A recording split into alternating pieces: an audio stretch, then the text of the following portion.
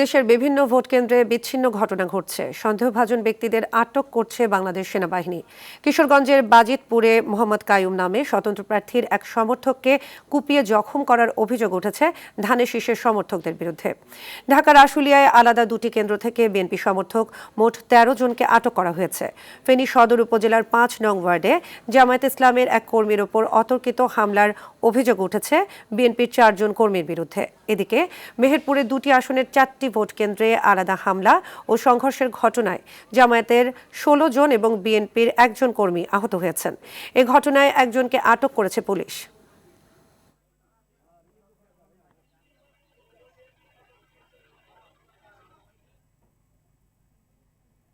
হইল আশের সমর্থক স্বতন্ত্র প্রার্থী ধানের শীষের লোকে কুবাই লোক নিয়ে যাচ্ছিলাম ভোট দেওয়ার জন্য, কিন্তু বিএনপি কিছু কর্মী আমাকে পথে মারধর করছে। কারণ ওরা ওদের প্রশ্ন যে ভোট তাদের যাইতে দেবে না, জামাতের লোকজনকে ভোট দিতে দেবে না।